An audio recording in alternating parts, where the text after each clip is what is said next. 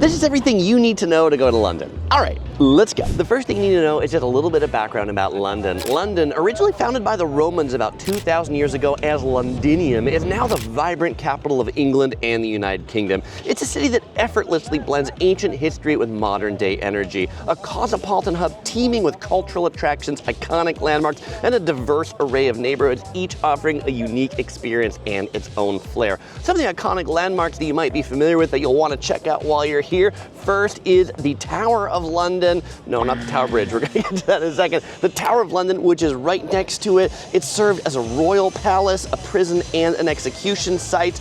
But honestly, I think even more famous than the tower is the bridge right next to it. This is probably London's biggest landmark. You see it on the postcards, in the snow globes. In addition to just going across it, you can also take tours inside of it. But we're going to talk more about all these things to do when we get to things to do. Now, there's another bridge that sometimes people confuse with this one, the London Bridge. You've heard the song London Bridge is Falling Down. That one is quite ugly. The pretty one you want to go to is the Tower Bridge. Now, probably the second most iconic landmark in London is Buckingham Palace. This is the home of the British monarchy, renowned for its changing of the guard ceremony. Do note the changing of the guards doesn't happen every day, so do check the schedule to make sure it's actually going when you want to see it. There's London's famous clock, Big Ben, right on the Houses of Parliament. It's a symbol of British democracy, and these two iconic structures are also located right along the River Thames, the River Thames that I'm standing on right here that runs right through central London. Now, you would think that Big Ben actually refers to the tower, but turns out Big Ben is actually the name of the bell inside the clock. The tower itself is called the Elizabeth Tower. In London, you'll find historic churches galore, the two most famous being St. Paul's Cathedral. It's a magnificent Baroque masterpiece with a breathtaking dome,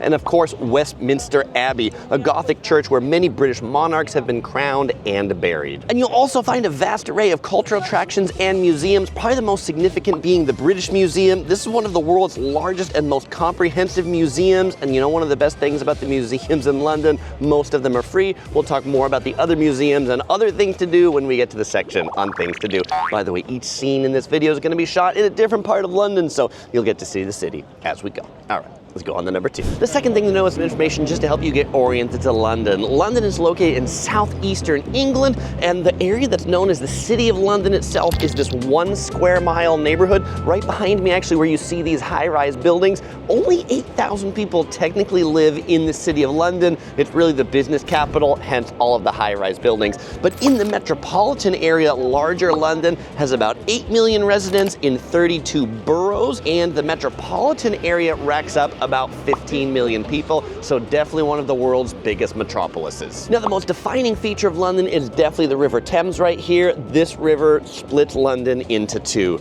This iconic river flows through the heart of the city, dividing it into north and south banks. The majority of the tourist attractions are on the north bank, and around the Waterloo Bridge tends to be what most people consider to be the center of touristy London. Now, London is definitely a city with two centers, the first being the City of London back there, the second being Westminster. Westminster is home to politics and ceremonies, Buckingham Palace, Westminster Abbey, and the Houses of Parliament. And yes, they actually do still wear powdered wigs in the government here in the UK. Now, some other areas you might be interested in as a visitor are the West End. Oddly, this neighborhood is between the two city centers, so not out west of everything. It's a vibrant district known for its theaters, shopping, and nightlife.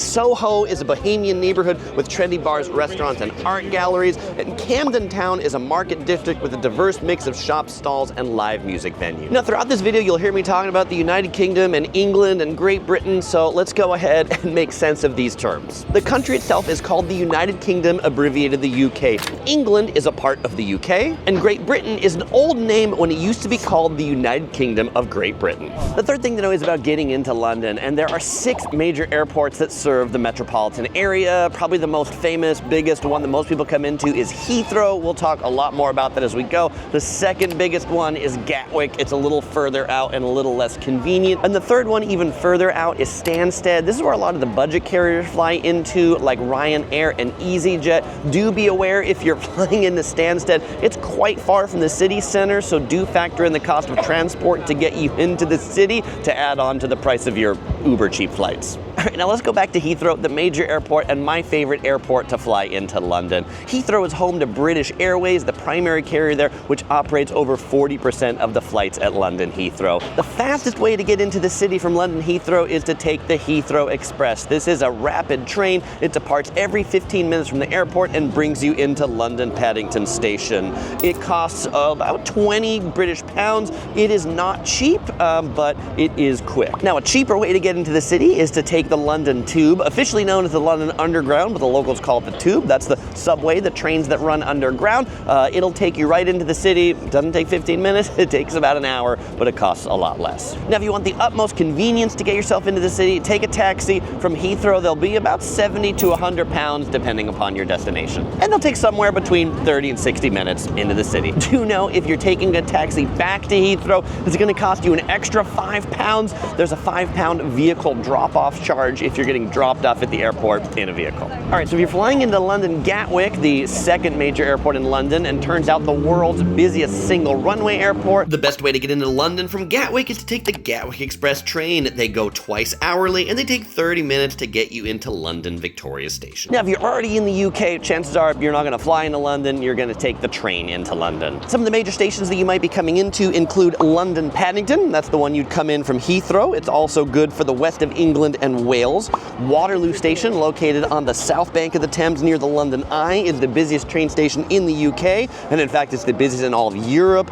Waterloo Station serves destinations in southern England. Euston Station in the north serves northern England and Scotland. And the last big station is kind of two combined, King's Cross and St. Pancras Station. This one's useful if you're coming in from the rest of Europe. The Eurostar trains that come from Paris and other points of Europe will pull into this station. The trains from Brussels or Paris into London are just about 2 hours. Do note though that rail fares into, out of, and around London can vary in price enormously depending upon how far out or how close in you book it. I would advise booking your train tickets at least 30 days ahead of time to secure the cheapest prices. Sometimes you might want to avoid, if you're looking for cheap train fares, would be Friday night coming into London or any day on Sunday. Those tend to be the busiest times for train travel into London, so pick a different time. Friday morning, Saturday morning, or any day, midday. And whatever you do, don't drive. Driving into London, pretty maddening. You'll find almost no places to park. This is a city to definitely take some public transit to get yourself in here. Oh, and just a final interesting note, if you see like distances from London, those distances are always measured from Trafalgar Square, where the original Charing Cross stood. The fourth thing to know is about getting around, and in London, getting around is all about the Tube, officially known as the London Underground. This is the world's oldest mass rapid transit system. Tube prices are based on distance traveled. They start at about £3 and can go up to £6. You no longer need to buy an Oyster card or tickets to ride the Tube. If you have a credit card or a debit card that has tap,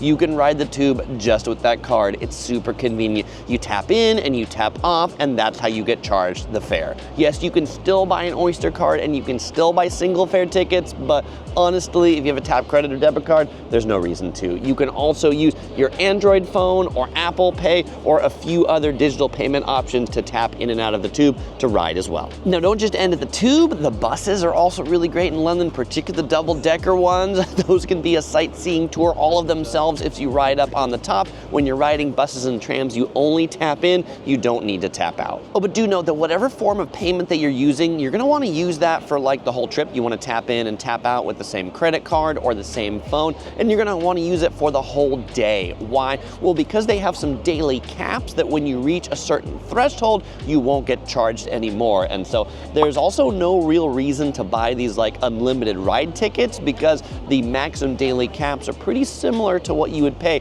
as if you bought one of those unlimited all-you-can-ride passes. But they only work if you're using the same method of payment all day. And yes, you can pay for someone else. You just need to make sure you're using different forms of payment. So for example, when OC Girl and I are riding the Tube, I give her one of my credit cards, I keep the other one so that we can ride the Tube. She taps one card, I tap the other. Though be mindful, you can't tap the same card for two people. To get in, they have to be different cards or different forms. It's also really kid-friendly to travel around London because children under 11 travel free on the Tube and bus. Though do be aware, the National Railway is also a big transit system around London, and it's only kids under 5 that travel free on the National Rail. Now, if you want to avoid the crush when it's really busy on the Tube, avoid Monday to Friday from 6:30 a.m. to 9:30 a.m. and avoid between 4 p.m. and 7:30 p.m. By the way, those peak times, in addition to being really busy, they charge you a little bit more to ride the tube. It's not like a big extortion fee, but it'll cost you less if you ride during other times of the day. Now, a great way to navigate and find tube routes or buses is to use Google Maps. You just click like directions,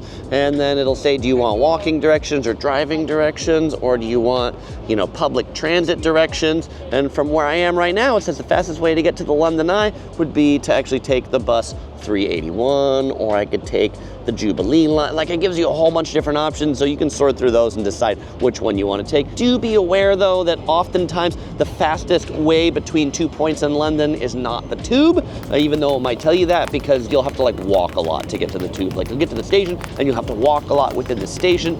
If it's a 20-minute walk, usually just walking is the best answer. Now, if you really want to dive into all of London's public transit intricacies, City Mapper is the app that you definitely want. This one like gives you tube things, get me somewhere. I mean, it'll be really detailed in here where you say like, hey, I want to take this. It'll even go as far in the City Mapper app to tell you what train car to get on, what train car to get off, to get the closest exit for the thing. So City Mapper if you want the real local knowledge. Another great way to get around the city that you shouldn't discount are the London black taxis. They are world famous for being some of the best taxis and taxi drivers in the world, though officially you would call them cabbies here. The taxi I was in earlier, I was chatting with the cab driver, and he said it took him 5 years to study and pass the test to become a cab driver. The cab drivers are super knowledgeable about the city. They don't have to use any apps. You just say like, hey, I want to go to the Marriott County Hall, and they're like, all right, let's go. They know this city just like they know the back of their hand. A couple things to know about riding the taxis is there's no trunk. Instead, you'll bring all your stuff with you inside of the cab.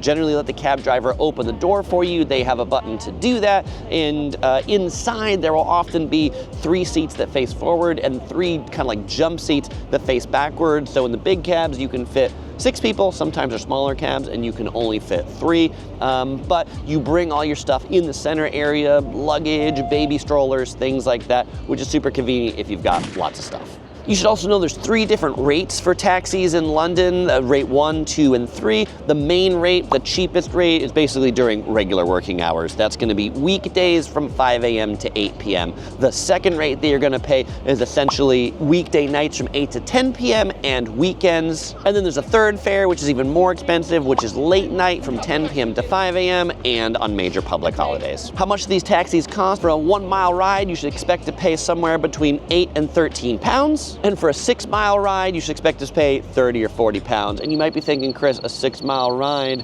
where I'm from in Los Angeles, that'll take me 6 minutes. That's crazy. A 6-mile ride in central London's probably gonna take you about 30 minutes. Now, unlike in the USA, taxi drivers in London are not dependent upon tips, so don't feel like you have to give them a 20% tip to make their day. 10% would be like quite generous, or you can just round up to the nearest pound or 2 if it's a short trip. There are also ride-sharing services here in addition to the cabs. Uber is an option, though note that Ubers are gonna take longer to get around because Ubers can't drive in the taxi and bus lanes in the city like the official. And you'll also find a bunch of like these dockless bicycles and scooters strewn around the city. Honestly, use those at your own risk because traffic here can be pretty heavy, just like I recommend avoiding driving if you're not familiar with the biking situation around here and how traffic goes, because you know, like if you're from the USA, then they drive on the other side of the road than what you're used to. You should definitely pay attention to that.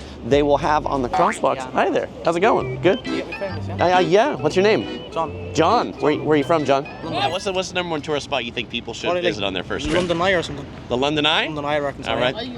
What's your favorite cheap eat? Literally, no, it's only Chinese. Anything Chinese. All right, that was pretty funny. John, there's your 3 seconds of fame. One thing I found spending time in London is actually the Londoners are pretty quite friendly, so easily strike up a conversation. The cabbies definitely are very friendly. If you're taking a cab, chances are like conversation is something that cab drivers often expect. they might do with you. If you don't want to talk to them, you don't have to, but you will find they might be some great tour guides or share some information. Oh, but as you are walking around the city, definitely beware of the look left and look right signs. You'll find them on every single crosswalk. It'll tell you which way to look to make sure you don't get run over by the cars, because they might be coming a different way than you're used to.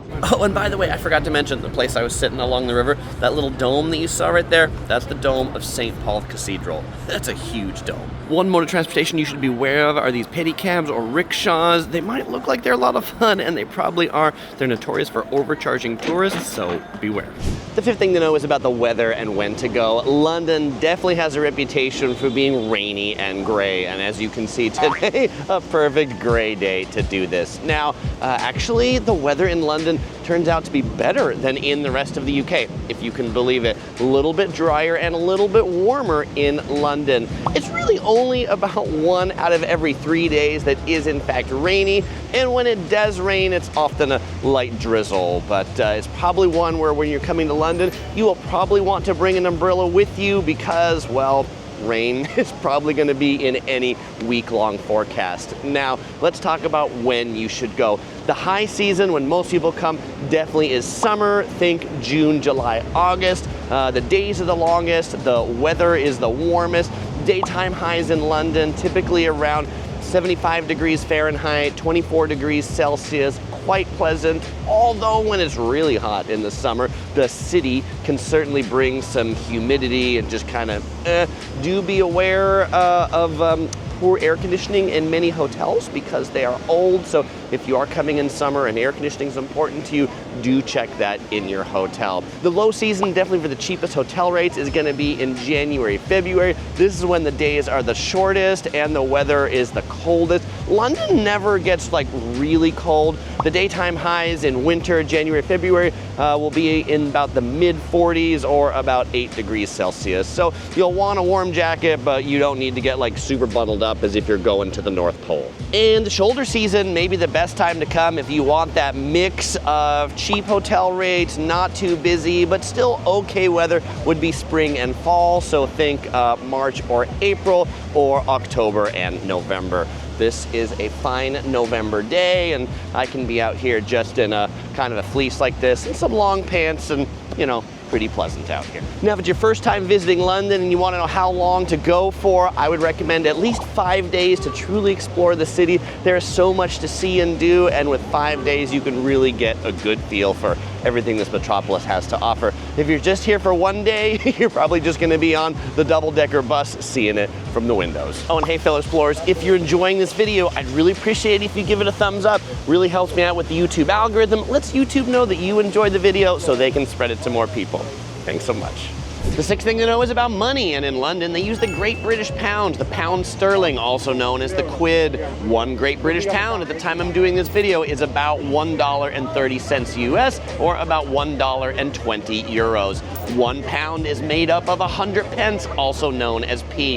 A $5 bill is known as a fiver, and a $10 bill is known as a tenner. Although ever since COVID, you'll find digital payments are becoming much more accepted throughout London. In fact, many businesses don't take cash at all and only take cards. In fact, card payment has become so prevalent that you will find the street performers, the buskers, to have ways to give them tips on credit cards. You'll find many of the public toilets that require payment to also take credit cards too. This is not to say that everybody takes credit cards or accept digital payments. You will find there are still many restaurants and small shops that do take cash, so it's worthwhile to have some cash on you. Where should you get your cash out? Get it at the ATM. You'll find ATMs to be plentiful about London, though do not fall prey for the dynamic currency conversion scam. What is that? That's when you put in your ATM card, it detects it's a foreign card, and then it says, hey, would you like to withdraw this in your local currency instead of actually in pounds? Never do that. It's never a good deal. Same thing if you're shopping in a store and you get that prompt on the card machine. Don't accept it. Take the payment always in Great British Pounds. It'll be a much better exchange rate. Now, another thing you should know about money is about tipping. And tipping, not a big common practice in the United Kingdom the same way it is in the US. The one place that tips are nice are in restaurants. For good service, a 10 to 15% tip is nice or customary, though many restaurants already include a service charge of 10 to 15%. If they do that, you don't need to leave a tip. In bars and pubs, you generally don't tip if you're just ordering drinks, only tip if you're ordering food. At your hotel, if you've got doormen or people are helping you with your luggage, you could maybe offer them £1. The tax rate in the UK for items is 20%. That's the value added tax, the VAT as they call it. The UK, when it was part of the EU, the European Union, used to have a tax back scheme where you could get some of that back. Since they left the EU, there is no longer a tax back scheme, so don't expect to get any of that 20% tax money back. And also the nice thing though about prices and things like that here, the price that you see advertised is the price that you pay. The taxes are generally included in the price. So you don't have to do a whole bunch of extra math as to how much it's going to cost you, unless you're at a restaurant and you need to factor in the service charge. The second thing to know is about safety, and generally London, for a big city, is relatively safe. The thing you do have to be aware of though is that London does have a thriving network of pickpocketers, scammers, and thieves.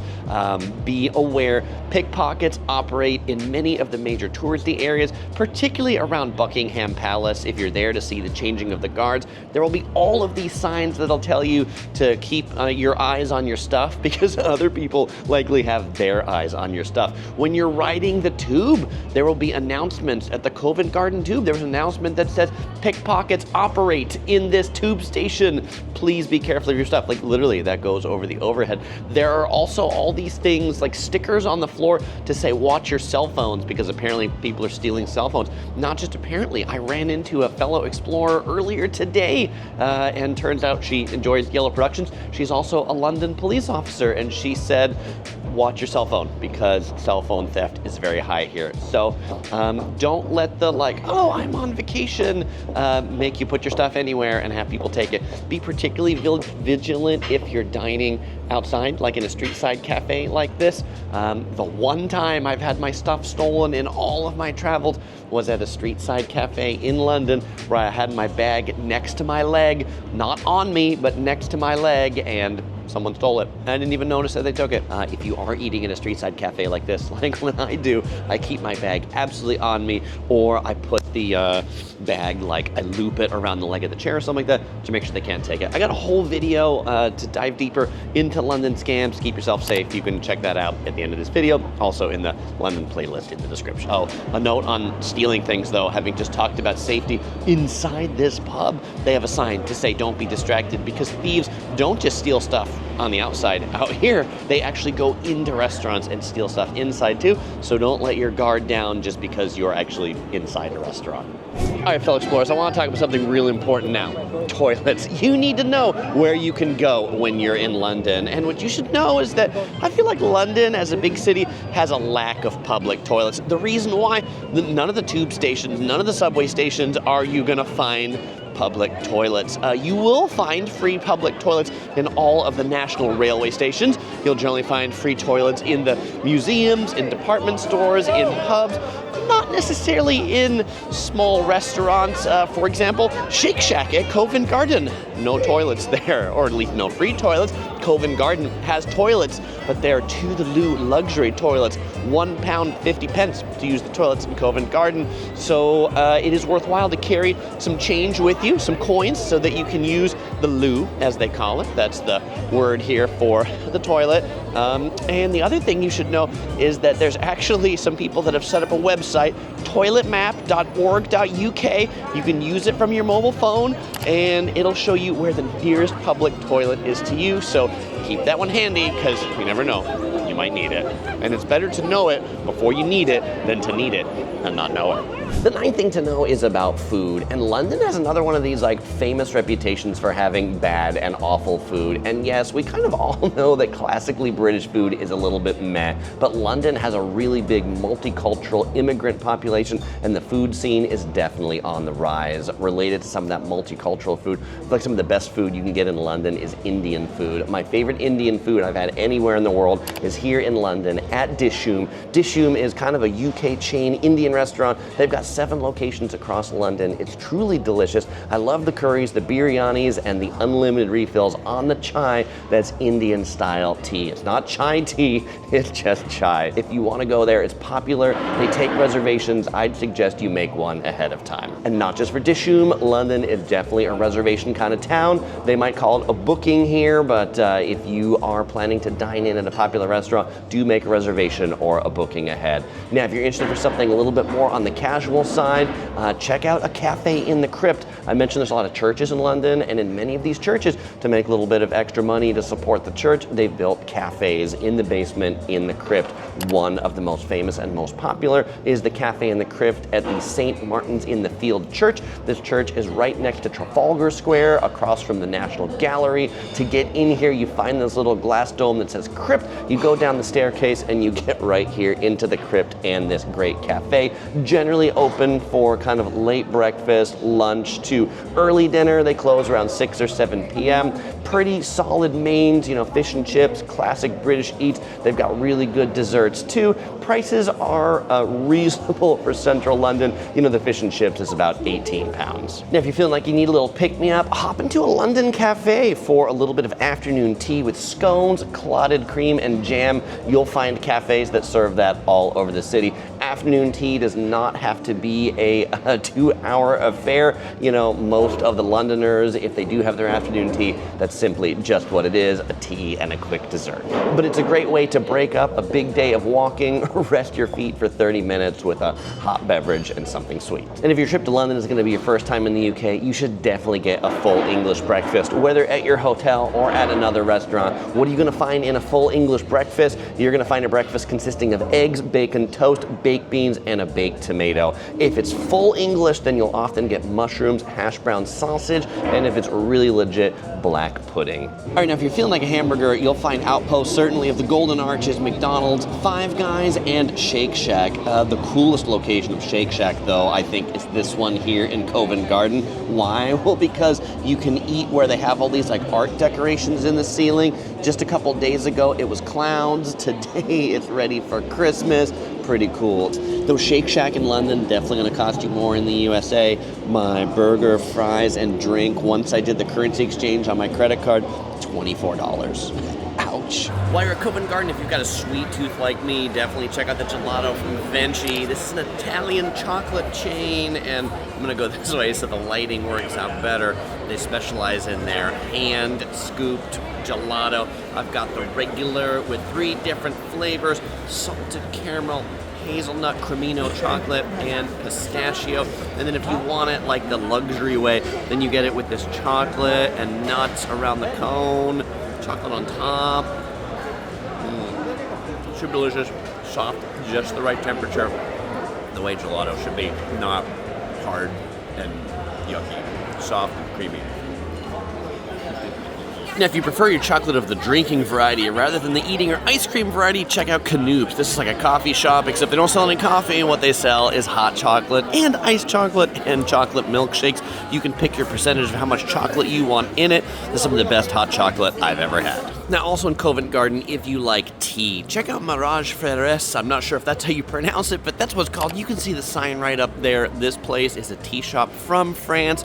OC Girl and I love this tea so much. These were our party favors at our wedding reception. We gave out these teas. Every time we come to London, we stop in and get some tea here. You can have it here to drink, or you can take some tea leaves home. Now, if you want to try some classic British food like meat pies, bangers, and mash, that's hot dogs and mashed potatoes, you can find them probably at any of the classic pubs in London. But if you want something a little less pub feeling, check out Mother Mash. They're purveyors of fine mashed potatoes, meat pies, and sausages to go along with. Oh, but speaking of pubs, definitely don't discount them as places to eat, because actually the food in pubs can be pretty good. They're not just places for drinking. The procedure for eating at a pub generally works as follows. You go in or you go outside, you find a table, you find the number on the table, then you go in and you go to the bar and you order your food at the bar and you give them your table number, you need to remember it, and then you will pay at the bar, and then they will give you your drinks while you're at the bar, and then they will bring your food to your table. All right, if you walk up to the bar and you haven't found a place to sit, then you'll have to get in line again because they'll be like, what table am I bringing to? You're like, I don't know, because I don't have one. What I don't really understand, though, is in busy pubs, how this works with one person. Because if you're one person, how do you save your table? I guess put down like an umbrella or something that's not very valuable. Now, you may have heard that in London, beer is served warm in pubs, and this is absolutely untrue. Beer is totally served cold in pubs. Where this rumor comes from is that if you are getting an ale is generally served at cellar temperature, which is about 10 degrees Celsius, so it's not like freezing cold, but it's also not warm either. Drinks in general in London, though, I will say are often served with warmer or with a little less ice than I would expect in the USA. If you want ice, just ask for it. They might not give you a lot of it. Typically, you'll get 1 or 2 cubes when you ask for ice. Why? Because it's cold most of the time in London. So just don't expect your drinks to be too cold because, well, you might want warm drinks. That's why they like their hot tea, to warm up. Oh, and on the note of tea, if you like iced tea, particularly unsweetened iced tea, you're really not gonna find much of that in London. Generally not a thing here. Tea is generally served warm, and if it's cold, it's generally already sweetened and maybe even flavored like peach or lemon inside. Oh, and the tap water in London, perfectly safe to drink right out of the tap. Now, some fellow explorer Jake said he likes Chinese food. Where are you gonna get it from? Well, Chinatown right here near Leicester Square. This is a really bustling district that really is more deservedly called Asia Town than Chinatown. Sure, you're gonna find your great Chinese eats, including your roast duck in the windows and boba tea, but you're also gonna find Vietnamese food, Singaporean food, Korean food, Japanese food, and much more. If you're looking for food late into the night, Chinatown is gonna be your spot. Oh, and if you're looking for cheap eats, this is gonna be your spot too. They've got all of these like all-you-can-eat buffets. This one behind me, 15 pounds, all you can eat. Or if you just wanna shove as much as you can in a single takeaway box, 8 pounds. Pretty good price for London. Oh, do be aware though, many of these restaurants in Chinatown, cash only. Now, when I'm in London, I really enjoy Malaysian food. 1, because Malaysian food in London is pretty good, and 2, because California really doesn't have any good Malaysian food. On this trip, I ate at Laksa Soho, just a couple blocks outside of Chinatown. They specialize in Malaysian laksa. It's a spicy curry, coconut-based soup with rice noodles, shrimp, really quite delicious. Also, the roti canai, which is this kind of flaky bread that they hand make with a dipping curry sauce, and also their 3-layer Malaysian tea that has palm sugar, evaporated milk, and tea. Quite tasty. While I was walking around Chinatown, I ran into fellow explorers Elijah and Stephanie from Los Angeles, and they were just telling me about some great foods they had to eat in Chinatown. What were your favorite restaurants here? The Super 8, it's right around this corner. It's at the entrance of Chinatown. They have this Peking duck hanging from the windows and it looked really cool, so we stopped by. It was really good. There's a dessert place right here where it turns into little Japantown. I think it's called Kota. They have this crepe cake. It's a matcha and taro tea. Really good. Awesome. Elijah and Stephanie, pleasure to meet you. Yeah. Thanks for the tasty treat tips. Thank you. All right. For some delicious Japanese fresh mochi in Chinatown, check out Sakurado. They make it fresh in the window right there. You can see her making it right behind me. I got 2 flavors. I got the mango one, which was really good, and now I'm gonna dive into the matcha strawberry. About $5.50 for one of these, but well worth the price. Now, some of my favorite places to eat in London are absolutely at the street markets, and London has a lot of them. Some of my favorites include Borough Street Market, Spitalfields, Camden Town. If you want to know more and dive deeper into those street markets, I've got a whole video all about them. You'll find a link at the end of this video or in the description. And if you want to see more of Borough Market, which is probably my favorite, I've got a whole walking tour of just that market too. The 10th thing to know is about the language, and they speak English here in London. It's definitely the British English, and so British English, as opposed to American English, has some different words that they use here. And so let me just share some of those that you might want to familiarize yourself with. Instead of saying thanks, they would say cheers. Instead of going to an elevator, you'll be taking the lift. Instead of standing in the line, you'll be in a queue. Instead of looking for a trash can, you'll be looking for a trash bin. Instead of trash, it's rubbish. So it'll be a rubbish bin. Instead of the trunk of a car, it's the boot of a car. Instead of an ATM, it's a cash machine. Instead of a pedestrian crossing, it's a zebra crossing. Instead of a drugstore, it's a chemist. Instead of a cookie, it's a biscuit. Instead of French fries, they're chips. Instead of potato chips, they're crisp. Instead of ketchup, it's tomato sauce. Though if you say ketchup, they'll generally know what you mean. In many buildings, instead of the first floor, it's the ground floor. First floor, ground floor, like ground floor being the lobby, and then 1 being the next floor above it. Though in many hotels that cater to Westerners, they've like gotten rid of 1 and they do ground and then they do 2 just to not confuse everybody under the sun. But if somebody tells you that your room, you're gonna meet them on a first floor, you might wanna make sure whether that's the ground floor or whether that's the first floor above the ground floor. If you're renting a car, you won't be getting gas, you'll be getting petrol. You'll be going to a petrol station. And then just some pronunciation of names of places around London that you should familiarize yourself. It's not Greenwich, it's Greenwich. It's not Leicester Square, it's Leicester Square. It's not Westminster, it's Westminster. It's not a minister, it's a minster. And it's not the River Thames, it's the River Thames. The 11th thing to know is about shopping, and London has a lot of shopping. If you're a shopaholic, you're gonna enjoy London. The premier street for shopping in London is Oxford Street. It is the busiest shopping street in London. In fact, it's the busiest shopping street in all of Europe. Oxford Street takes in 4 tube stations stretching from Marble Arch to Tottenham Court Road via Bond Street and Oxford Circus, which is just behind me right here.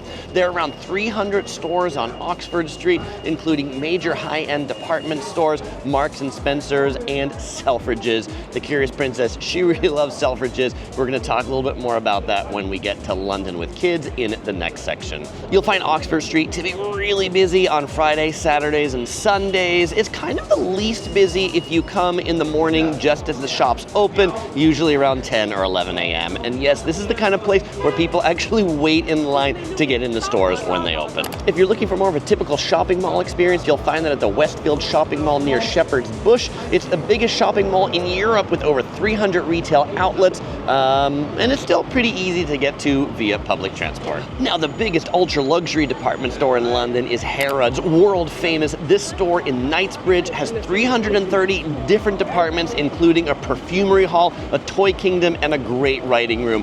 15 million customers a year come to this store, spread across 7 floors on 4.5 acres. They have 5,000 employees here, and they do have a dress code. If you're coming to Harrods, no shorts or flip-flops. Now, if you're looking for more of a street market flea market experience, head over to Camden Town. Camden Town has tons of kind of stalls and little shops, from Moroccan leather to Middle Eastern goods to rugs to Ethiopian food to Pan-Asian cuisine to places that you can get rave gear. It's really an eclectic mix, and you will find it to be a much more lower end, much more affordable place to shop than you will on Oxford Street. Now, over in Covent Garden, where we talked a lot about a lot of food things, there's also a lot of stores over there. You'll find Covent Garden a great neighborhood for stores to be open late. Many of them are even open until 8 p.m. Thursday night tends to be one where actually a lot of stores stay open till 8 p.m. Also, the stores around Leicester Square you'll find open late in the night. But most of the stores in London tend to close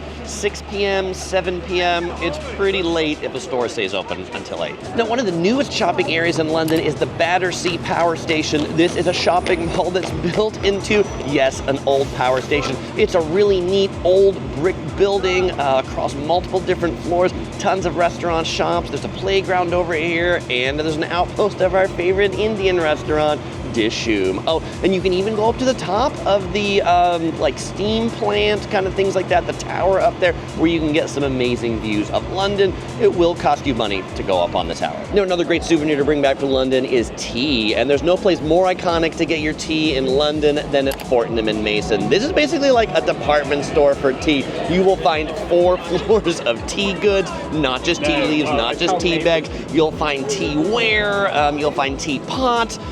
So if you want to bring back some high quality tea goods for your friends that are teetotalers, definitely check it out. If you're looking for souvenirs to bring back home that are kind of London, Great Britain, UK themed, then check out Cool Britannia. It's a chain. They have a number of stores around London, but I find the souvenirs here to be higher quality than the usual made in China tourist crap that you'll find at many souvenir shops around the city. The 12th thing to know is about London with kids, and people often ask me, Chris, is London kid-friendly? And my answer is going to be sort of. If your kids are still in a stroller, if you're just out on the street, there are a lot of great like ramps and things like that, so the accessibility to move around the street, pretty good. Where it gets a little tough moving around with your kids, particularly in the stroller, is if you have to go on the tube. Not all tube stations have easily accessible escalators or elevators, and so you're probably going to be going down a lot of stairs if you're riding the tube, which makes it pretty inconvenient with strollers. Also, when you get on the tube, if it's busy, hard to put them on there. The pro is that taxis are pretty good with strollers. The reason why is since the taxis don't have a trunk, you can just bring all your stuff right inside, and we were doing that with our stroller, just putting the stroller right inside the taxi, which means you do have to pay a little bit more to get around. But the other pro, riding taxis with kids, you don't need car seats or anything like that in the taxi. If you are taking an Uber, though, you will need a car seat. Now, one of the Curious Princess's favorite activities while she was here was definitely the Peppa Pig afternoon tea bus tour. If you've got kids that are maybe like 5 and under, particularly ones that love Peppa Pig, definitely check this one out. It's like an hour-and-a-half bus tour that runs around London, and they've like narrated it with Peppa Pig. They've actually got the Peppa Pig voice actors to do the narration. The tea and the snacks are not that great, but it's the theming that the kids enjoy. And again, our daughter's most memorable and favorite thing from her trip to London was Peppa Pig afternoon tea. Sorry for the cut, and if I jumped around a little bit, the truck that was over here, the guy in the truck was yelling at me, trying to figure out what he was saying, and what he was saying was like, do you do YouTube? If so, I'll subscribe to you. And so, of course, I handed him a card right here, told him subscribe to Yellow Production, so dude in the truck, let me know if you watch this. Oh, and by the way, my fellow explorers that spot me, if you ever spot me, I generally have stickers with me. You'll get one of these as a member of the Yellow Productions crew. All right, the final thing I want to mention about kids, I told you I'd get back to this, is the Selfridges department store. Our daughter also loved the toy store at the top floor. It's an FAO Schwartz, which, you know, used to be big in the USA and New York City.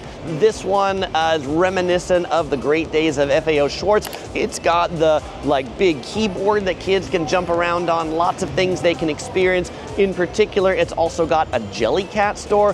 Jellycat is like the quintessential UK stuffed animal brand, and only at this location they have a fish and chips experience where you can go and you can buy fish and chip stuffed animals that they will then wrap for you to be in like fish and chips. It's kind of like a plate sort of thing. So our daughter enjoyed getting herself a fish and a lemon to go home with her. Do note that if you want to do the fish and chip experience, it's really popular, and at the time I was here, you still had to make a booking online to do it. If you didn't make a booking, be like us and turn up right when they open. Lines won't be long, and they'll let you in. Oh, and there's one more toy shop that your kids might enjoy. Between Piccadilly Circus and Oxford Circus, Hamley's Toys is another quintessential London toy shop. And if your kids like Paddington Bear, then you should definitely go to Paddington Station. There's a really big Paddington the Bear store, and you can even meet Paddington the Bear and take a picture with him on the side of the platform.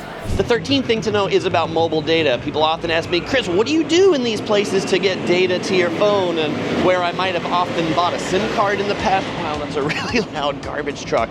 By the way, like in London, when they put out their trash, they don't put it out in the day, they put it out at night, and that's when the garbage trucks come to pick it up. And so right now it's about garbage o'clock. I think that's the time it is, 10 p.m. walking around here. All right, SIM cards. You'll find SIM places that sell SIM cards all around London. We used to do that in the past. Then I got like a T-Mobile unlimited data plan that includes international data everywhere, but really slow, like it's capped at like 256K a second.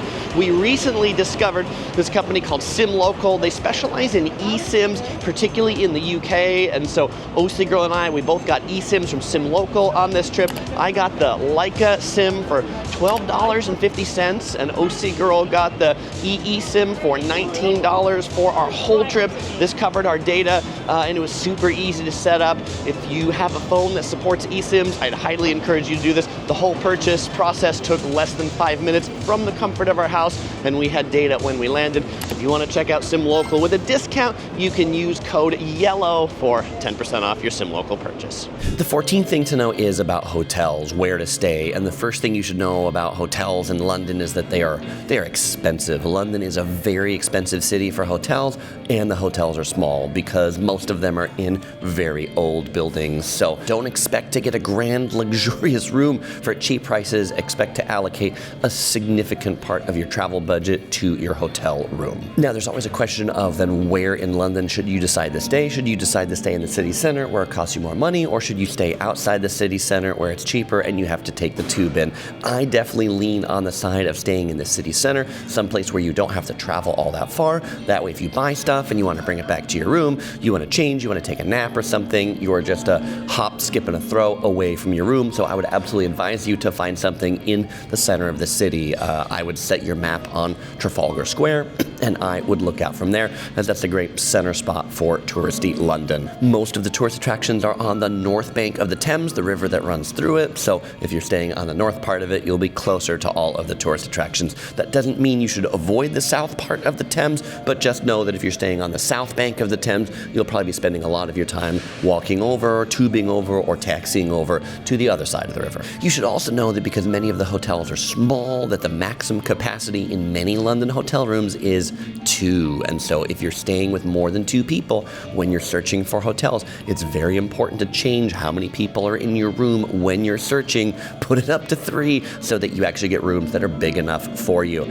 You'll probably want to be looking at rooms that are called family rooms. Those are ones that are typically bigger than the standard small room so that you can come with a few more people into your room. You should also know that parking is not a given in London hotels. Most London hotels don't have any parking facilities at all, self-parking or valet parking. And so if parking is important to you, make sure to check that out before you book. Now, if you want some specific recommendations on hotels that I like, that I've personally stayed at, I'll work from the most expensive down to, the medium price budget option. My favorite hotel in London is the Marriott Park Lane. I love the Marriott Park Lane Hotel. It overlooks Hyde Park. It's really beautiful. It's near the upscale shopping districts.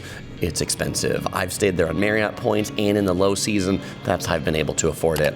I also enjoy the Marriott County Hall. It's along the south bank of the Thames River, right next to the London Eye. You can see Big Ben if you get a window facing the Thames. That's a great hotel. Also, I really enjoyed the Hilton Paddington Station. If you're coming in from London Heathrow Airport, it's really convenient because you just take the Heathrow Express and you are literally right there. The hotel is actually built into the train station itself.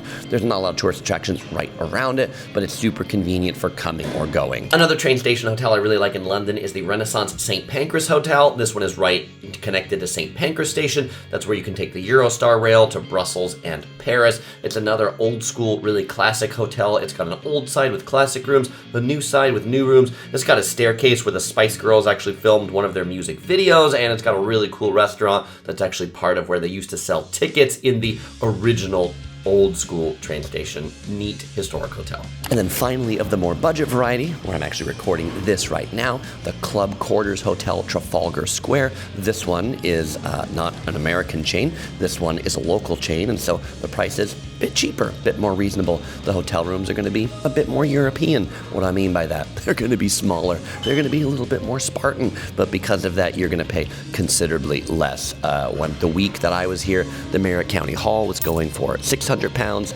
and this hotel was £275. So significantly less price, still not cheap. I think you should look at spending probably at least £150 to have a decent hotel in central London. If you're here on a busy week, you might be spending £400 to have a decent hotel in London. It really depends how busy or unbusy it is. But if you do want to find yourself the best deal in London, I'd highly encourage you to check out my new favorite hotel booking website, planin.com. They offer some great insider deals, often up to 30 or 40% off hotels. To see them, you do have to sign up for an account on Planin because the hotel deals are just too good to share it with with the general public. But the good news is that the sign up is free. If you want to check out Plannin', I've got a link in the description below to it. I'll give you the link actually that links to my favorite hotels in London, so you can just click through to those hotels that I talked about right here, and you can find my video reviews for all of them as you click into those hotels on Plannin'. All right, now let's talk about things to do. Now, if this was a really commercial travel guide, I would start by telling you all the really expensive things you could do in London. But what's really great about London as a city, there's tons of free stuff to do. So start with the free stuff and then work your way up to the really expensive things like taking the river boats along the Thames. But probably one of my favorite things to do is just to walk along this river. There are paths that go along both sides. It's a great way to get out of the hustle and bustle, out of the touristy parts of things. And you know, it's also a great evening walk, like when all the stores close and you're looking for something to do between then and dinner time, take a nice sunset walk along the Thames. Now, another one of my favorite things to do in London is to visit some of the amazing museums. Many of them are free. The National Gallery right behind me in Trafalgar Square, free. And the British Museum, London's most popular and turns out to be the second most visited museum in the world, absolutely free. The Curious Princess, our daughter, really enjoyed the fantastic Natural History Museum. It's got tons of like dinosaur bones and really great attractions in there, even an animatronic T-Rex. And if you're looking for regal finery, you can head over to one of O.C. Girl's favorite museums, the Victoria and Albert Museum, which is right across from the Natural History Museum. Or do what we did, split up. I took the Curious Princess to the Natural History Museum while O.C. Girl went to Victoria and Albert. Now, over the years, the United Kingdom has been involved in a lot of wars, and so there's a lot of museums in London related to war, particularly remembering World War I, World War II. Here at the Imperial War Museum, admission is free to this museum, and you can really learn about the UK history in these battles. Oh, and you might think, Chris, War Museum, sounds so boring, it's gonna be really stodgy. Actually, I've done a really good job of making this thing immersive and interesting to walk through. One of the coolest things here, particularly if you're a cryptography nerd, is they've got an original Enigma machine. Neat. Definitely do pay attention to the museum closing times though, because like at this museum, when they say they close at 6 o'clock, that doesn't mean the whole place closes at 6. They actually start closing many of the galleries at like 5:30, so get to these museums well early and good. Not at closing time. Well, not if you want to see the whole thing at least. If you're into military history, check out the HMS Belfast. This is located right next to the Tower Bridge. It's a former Royal Navy ship that was originally constructed in 1938, and now it's open as a museum. And in true British style, yes, there's also a bar right on top of the gift shop. We heard about this one earlier, the London Eye. It's one of the most popular attractions in London. It is the world's largest cantilevered observation wheel. If you do want to ride this, make sure you buy your tickets online ahead of time. It's really popular, and you get a time ticket. Your time ticket for about £30 gets you a time window as to when to get in line. Lines can be about 30 minutes to get on this, and then it takes at least 30 minutes to go around. So I'd allocate about 90 minutes here for your ride on this wheel. But the views are pretty swell. And you might be thinking to yourself, world's largest cantilevered observation wheel, what does that mean? Well, do you see this little post over here that holds it up? Do you see how it's not on both sides? It's just on one, and the wheel actually floats over the water. That's the cantilevered part. Visit one of London's famous circuses, the most famous being Piccadilly Circus right here. Chris, circus? Where are the lions and the elephants? You know what turns out? There's no lions or elephants in Piccadilly Circus. They call a circus like a circular street or circular plaza. This one has bright screens, another great place for buskers and street performers, lively all night. I consider Piccadilly Circus to be kind of like the London equivalent of Times Square in New York City. By the way, while you're here at Piccadilly Circus, if you want to check out my favorite luggage shop in London, you'll find it just down the hill that way. Carl Friedrich, great upscale leather luggage for half the price of Rimowa. And this is where you'll find their flagship store. I actually traveled here with one of their suitcases on this trip. Enjoy the buskers. London has a lively and vibrant street performing community. That music you hear right now, that's not something I added in. That's a performer singing right back here. Covent Garden is probably one of the #1 place to see street performances. Like every 30 minutes, a different performer comes up here. Right now, it's someone singing. It could be someone with puppets. It could be a juggling act. You never know what you're going to see here. Taking a show, London has a really impressive theater district in the West End, kind of the hub of it being Leicester Square. We talked about this before. Leicester is how it looks like it's spelled. It's called Leicester Square. I think that like London, when it comes to like English language performance theater, is probably second destination to Broadway in New York City. So you'll see lots of popular stage shows and musicals here.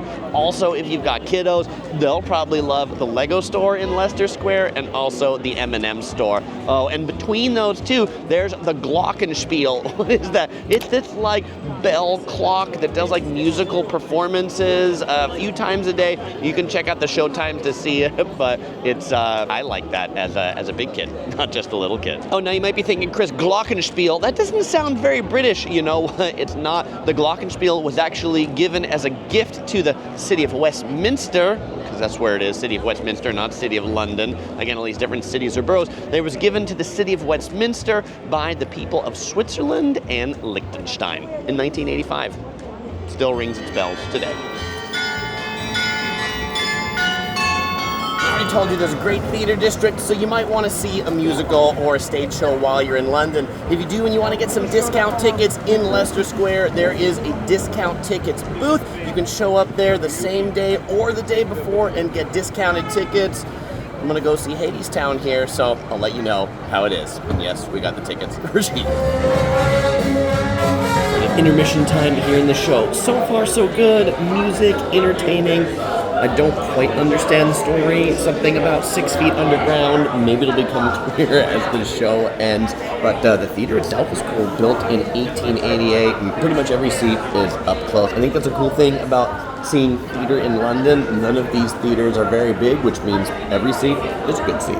So if you can only see one show in London, make it the Book of Mormon. I just got out from seeing it. This is my 5th time seeing Book of Mormon, and this is a really good rendition here. And if you've run out of everything to do in London, you can take a day trip. There's a lot of great day trips from London because there's great trains that'll take you out of the city. I've really enjoyed Oxford, but my favorite day trip out of London is definitely to visit the old Roman city of Bath. It's not in Rome, it's here in England. It's famous for its natural hot springs. I've got a whole travel guide on it that you might want to check out right here. Or if you want to see more of my London guides, you can find that in the playlist right here. As usual, I won't say goodbye because I'll see you in the next video.